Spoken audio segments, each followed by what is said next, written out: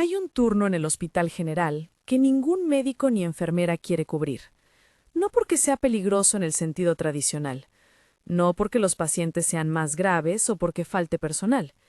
Es por algo que nadie menciona abiertamente en las juntas médicas, algo que no aparece en ningún reporte oficial, algo que todos saben, pero que nadie quiere poner en palabras. Yo lo cubrí durante 3 meses seguidos, y lo que vi en esas madrugadas cambió para siempre mi forma de entender lo que realmente sucede en un hospital cuando el mundo duerme. Me llamo Enrique Tavares, soy médico legista del Hospital General. Llevo 10 años trabajando en turnos nocturnos, pero nada me había preparado para lo que empezó a suceder la madrugada del 12 de marzo. Eran las 3:12 de la mañana cuando encontré a un hombre sentado en la cama del cuarto 12, con la postura tranquila de quien espera a alguien. El problema es que ese hombre llevaba más de 5 horas oficialmente muerto. Yo mismo había firmado su certificado de defunción a las 10:40 de la noche anterior. Se llamaba Antonio Ferreira, 59 años, ingresado por paro cardiorrespiratorio. Los intentos de reanimación habían fracasado. El electroencefalograma había mostrado ausencia total de actividad cerebral. No había pulso, no había respiración, no había vida. Y sin embargo, ahí estaba, sentado en la cama con las piernas cruzadas, la sábana perfectamente doblada hasta la cintura, las manos descansando sobre el regazo, mirando fijamente hacia la puerta como si esperara que alguien entrara en cualquier momento. Lo primero que pensé fue que había cometido un error catastrófico, que Antonio nunca había muerto realmente, que de alguna manera todos los aparatos, todos los exámenes, todas las verificaciones habían fallado simultáneamente. Pero cuando me acerqué con el estetoscopio temblando en mi mano, cuando toqué su piel y sentí esa frialdad inconfundible de la muerte, cuando vi la rigidez cadavérica que ya había comenzado en sus extremidades, supe con absoluta certeza que no había error médico posible. Este hombre estaba muerto, y de alguna manera imposible, estaba sentado en su cama. Llamé inmediatamente a Sonia, la enfermera de guardia. Ella entró al cuarto, vio a Antonio y se quedó paralizada en el umbral. «Doctor», dijo con voz temblorosa, «yo pasé por este cuarto hace media hora para verificar que todo estuviera en orden antes de que vinieran a trasladarlo a la morgue. Estaba acostado, cubierto con la sábana hasta el cuello, exactamente como usted lo había dejado. Nadie ha entrado aquí, nadie excepto yo para hacer la verificación de rutina. Revisamos las cámaras de seguridad del pasillo. La grabación mostró a Sonia entrando al cuarto a las 2:40, permaneciendo dentro apenas 30 segundos y saliendo nuevamente. Después de eso, nadie más había cruzado esa puerta. Nadie visible, al menos. Y sin embargo, en algún momento entre las 2:40 y las 3:12, el cuerpo de Antonio Ferreira había pasado de estar acostado a estar sentado, en una posición que habría requerido fuerza muscular considerable, control motor fino, equilibrio, cosas que un cadáver simplemente no puede hacer. Pero lo que más me perturbó no fue la posición imposible del cuerpo, fue otra cosa. Había un olor en el cuarto que no debería estar ahí. No era el olor habitual de un hospital, esa mezcla de desinfectante, medicamentos y enfermedad. Era un perfume dulce, floral, delicado, como si alguien acabara de pasar por el cuarto usando una fragancia cara. Pregunté a Sonia si había rociado algún ambientador o si algún familiar había traído flores. Me miró como si hubiera perdido la razón. «Doctor, es de madrugada. No ha venido ningún familiar, y usted sabe que no usamos ambientadores en los cuartos donde hay pacientes fallecidos». Medimos la temperatura del cuarto. 20 grados centígrados, exactamente lo que debía ser. Medimos la temperatura corporal de Antonio con un termómetro infrarrojo. Estaba fría, consistente con un cuerpo que llevaba horas sin circulación. Revisamos las barandas de la cama buscando marcas de manipulación. Nada. Examinamos el piso buscando huellas. Nada. Todo en ese cuarto era médicamente imposible y, sin embargo, innegablemente real. Esa fue la primera noche. Pensé que era un incidente aislado, una anomalía inexplicable que podría archivarse como uno de esos misterios médicos sin respuesta, Pero estaba equivocado, porque a la noche siguiente, en el turno que nadie quiere, comenzaron a pasar cosas que harían que el caso de Antonio pareciera apenas el comienzo. La segunda noche empezó tranquila, demasiado tranquila.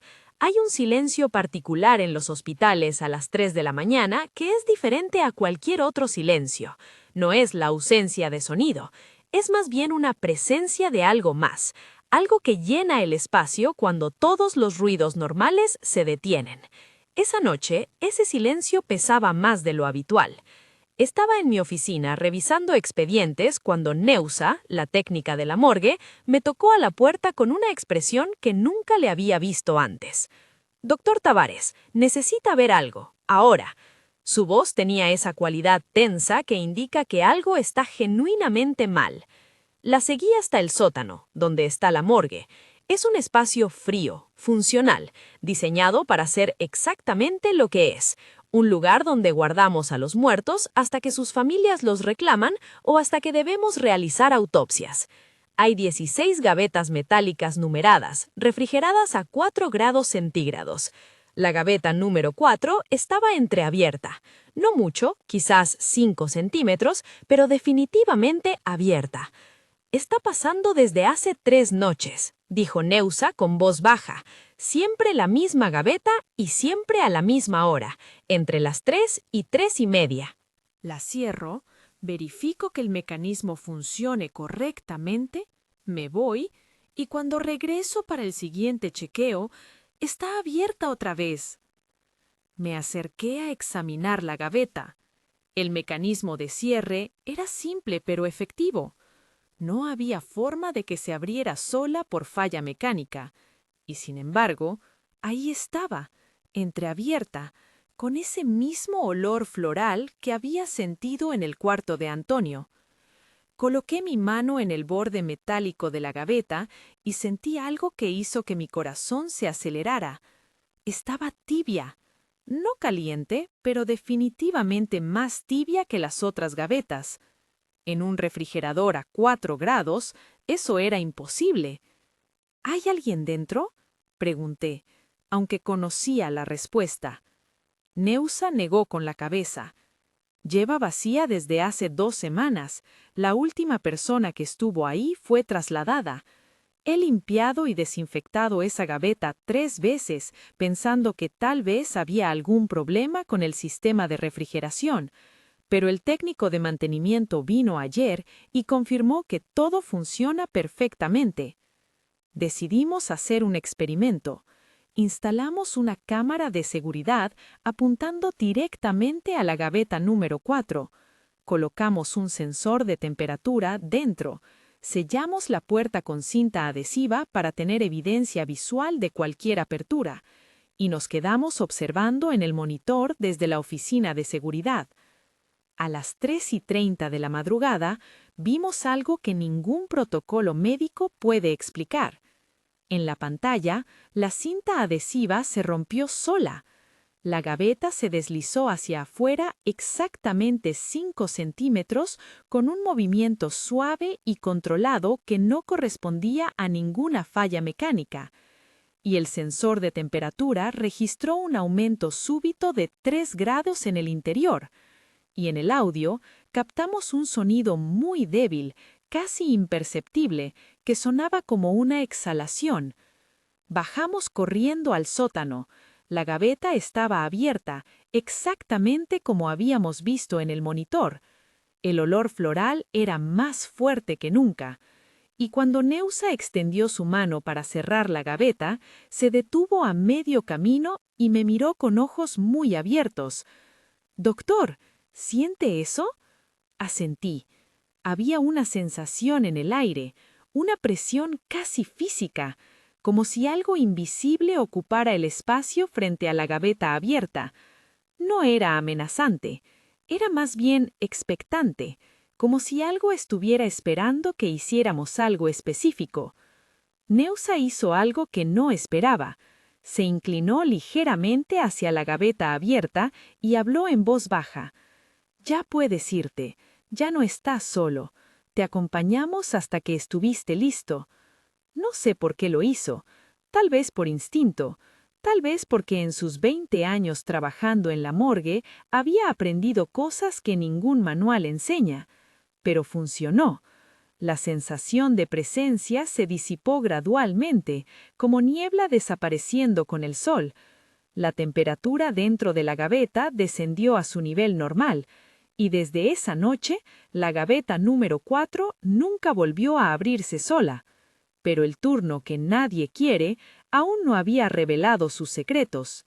La tercera noche, cuando pensé que tal vez había visto lo peor, el hospital me mostró que apenas estaba comenzando a comprender. Carmen, una de nuestras enfermeras más experimentadas, llegó a mi oficina a las 3:30 con el rostro pálido. Doctor Tavares, la camilla 3 de emergencias está caliente. No tibia, caliente. Como si alguien hubiera estado acostado ahí durante horas. Me hizo acompañarla a la sala de emergencias. La camilla 3 estaba vacía, limpia, sin ningún paciente, sin ninguna manta térmica conectada, y sin embargo, cuando puse mi mano sobre el colchón, estaba notablemente caliente, casi como la temperatura corporal humana. Medimos con el termómetro infrarrojo, 34 grados centígrados en el centro del colchón. El resto de la sala estaba a 22 grados. No había ninguna fuente de calor cerca. No había ningún equipo eléctrico conectado a la camilla, y según Carmen, llevaba vacía desde las 10 de la noche, más de 5 horas. No había ninguna explicación médica o física para ese calor concentrado. Pasa todas las noches, dijo Carmen con voz temblorosa. Siempre entre las 3 y las 4 de la madrugada. Algunos del personal evitan sentarse en esa camilla durante sus descansos. Dicen que se siente como si alguien acabara de levantarse de ahí. Pero lo más inquietante no era el calor, era lo que sucedía cuando alguien se acercaba demasiado a la camilla durante esos momentos. Carmen me contó que 3 noches atrás, una madre joven que esperaba noticias de su hijo había estado sentada cerca de la camilla 3. La mujer había comenzado a llorar en silencio y, según Carmen, el calor de la camilla había aumentado notablemente en ese momento, como si respondiera a su dolor. La madre había tocado el borde de la camilla y había murmurado: «Es como cuando mi abuela me abrazaba cuando yo era niña, ese mismo calor».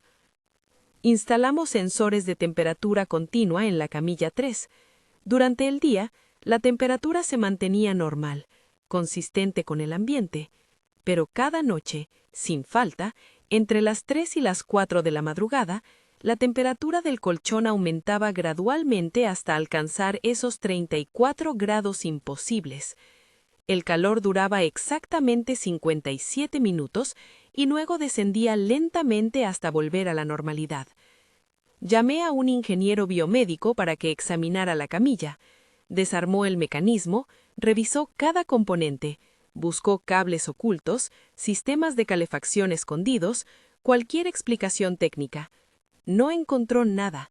La camilla era completamente normal. Y sin embargo, cada noche, a la misma hora, se calentaba sola. Una noche, decidí quedarme sentado junto a la camilla 3 durante esas horas críticas. Necesitaba experimentar esto directamente, no solo leer reportes y ver gráficas. A las 3 de la mañana en punto, coloqué mi mano sobre el colchón y esperé.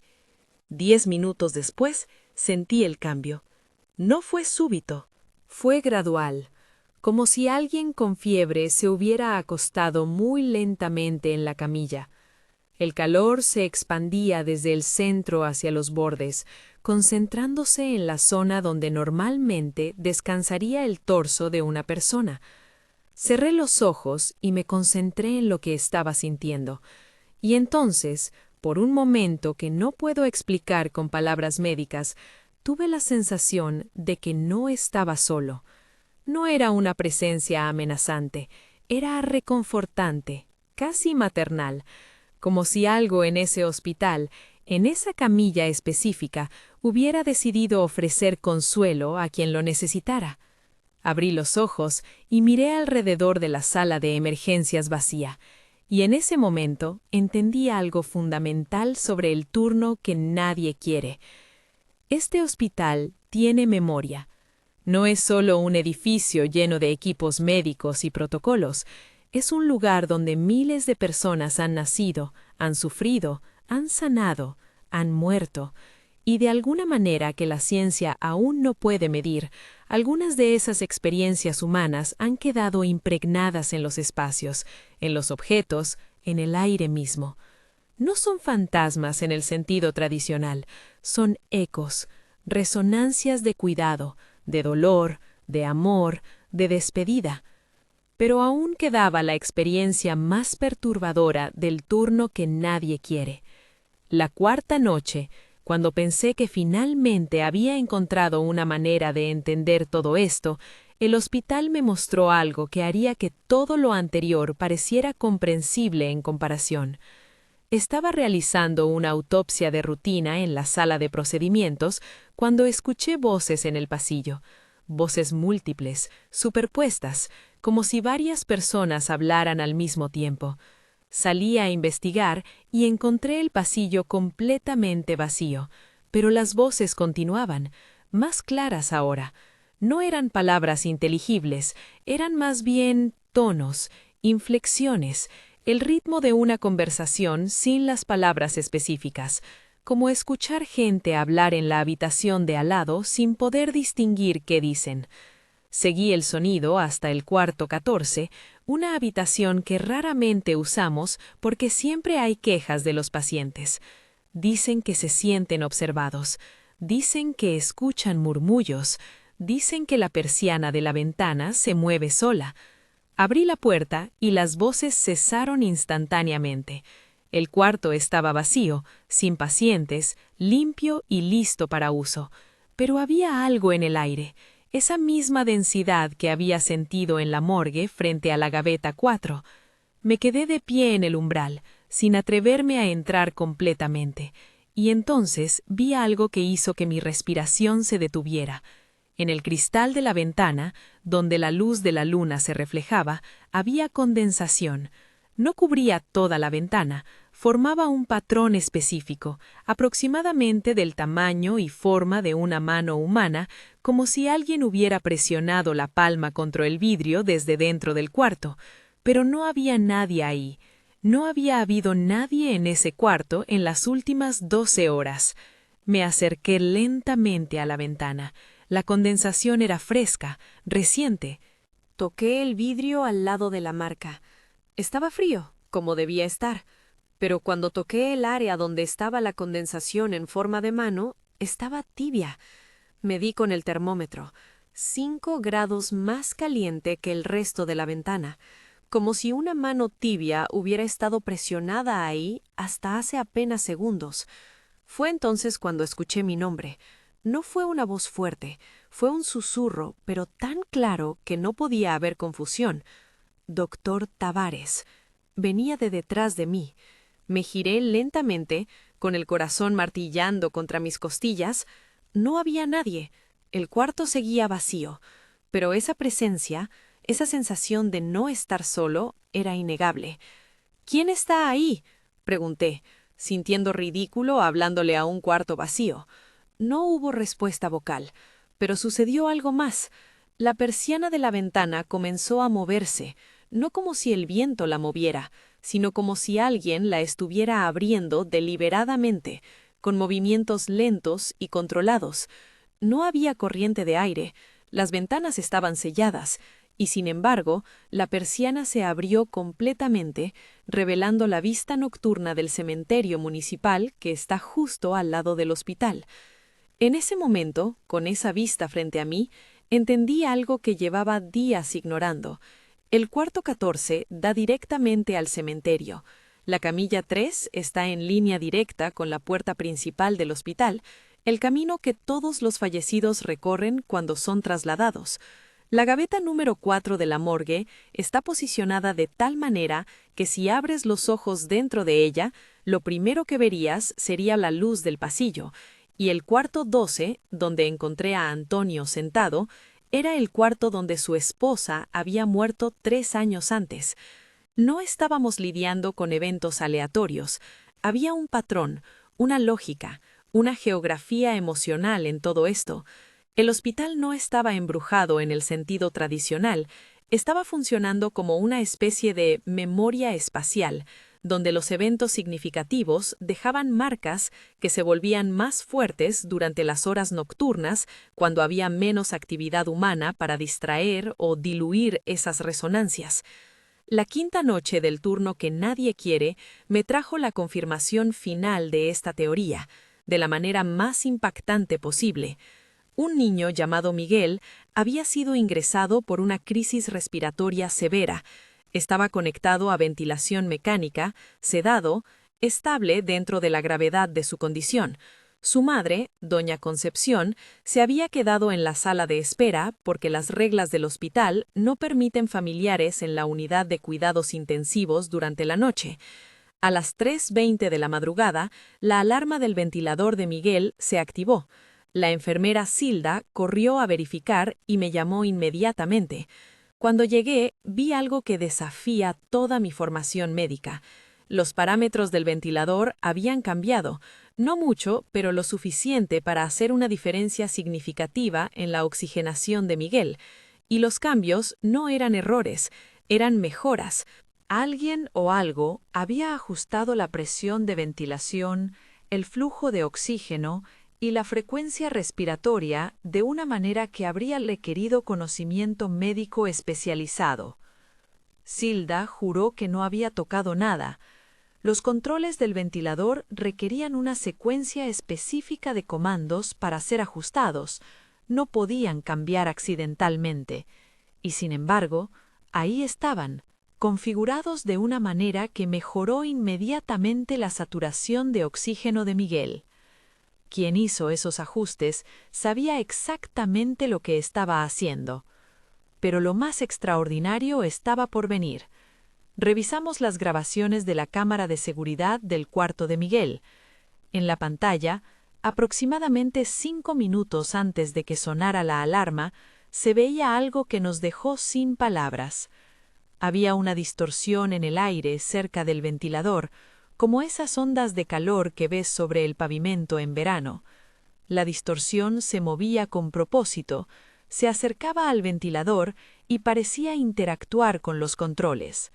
No era una persona sólida, era algo más, algo que nuestra tecnología apenas podía registrar como una anomalía visual. Y entonces, justo antes de que los cambios ocurrieran, escuchamos algo en el audio de la grabación. Era una voz femenina, muy débil, que decía algo que sonaba como «Déjame ayudar al niño». Amplificamos el audio. La voz era clara, compasiva, profesional. Sonaba como una enfermera experimentada que sabía exactamente qué hacer en una emergencia respiratoria. Busqué en los archivos del hospital.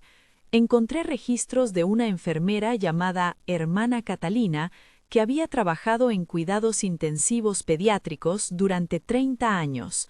Había sido famosa por su habilidad con los ventiladores mecánicos. Podía ajustarlos con precisión casi intuitiva. Había salvado innumerables vidas de niños con problemas respiratorios y había muerto de un infarto en el cuarto 14, el mismo cuarto donde yo había visto la marca de la mano en la ventana hace exactamente 10 años. Mostré una foto antigua de Hermana Catalina a doña Concepción. La madre de Miguel palideció. «Esa mujer», dijo con voz temblorosa, «la vi anoche. Estaba parada en el pasillo cerca del cuarto de mi hijo. Pensé que era una de las enfermeras del turno nocturno.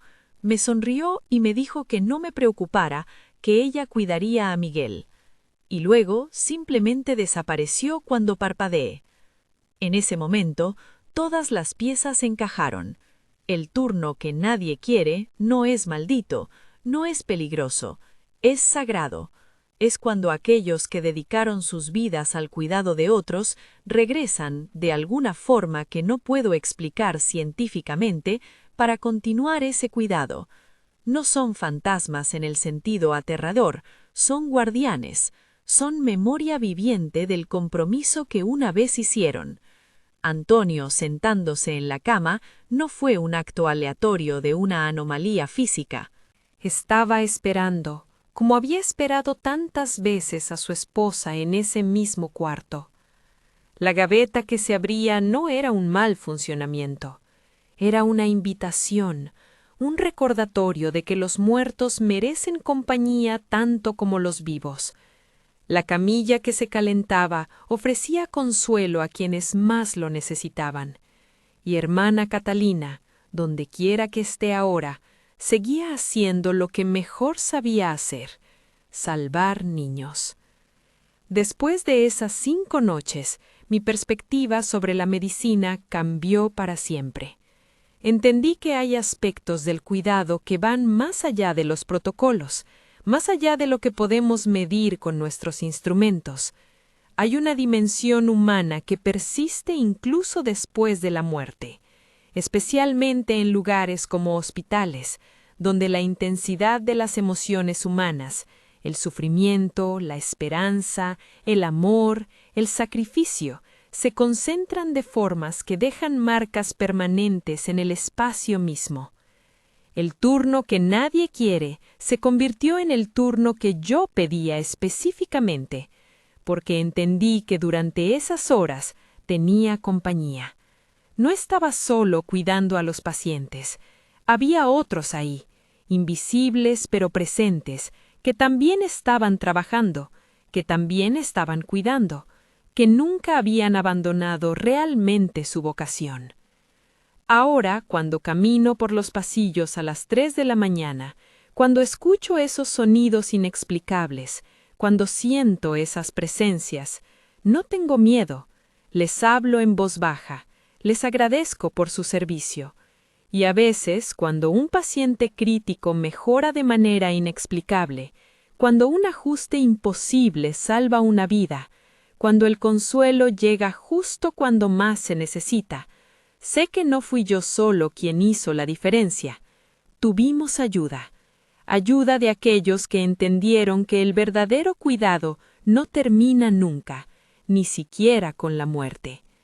Si esta historia te hizo ver los hospitales de una manera diferente, si ahora entiendes que los edificios donde se vive tanto dolor y tanta esperanza pueden convertirse en algo más que simples estructuras, suscríbete a este canal. Activa las notificaciones porque mañana voy a contarte sobre el cuarto 9, donde los pacientes terminales piden específicamente ser trasladados porque dicen que ahí se sienten acompañados por seres queridos que ya partieron. Y te voy a explicar por qué. Después de investigar, descubrí que tenían razón. Déjeme en los comentarios, ¿has sentido alguna vez esa presencia reconfortante en un hospital? ¿Has visto mejorías o eventos que no podían explicarse médicamente? Quiero saber si otros han experimentado lo que yo viví en el turno que nadie quiere, pero que ahora todos deberíamos agradecer que alguien cubra, porque ese turno, esas horas oscuras, son cuando el hospital muestra su verdadera naturaleza, no como un lugar de muerte, sino como un lugar donde el cuidado trasciende incluso la muerte misma.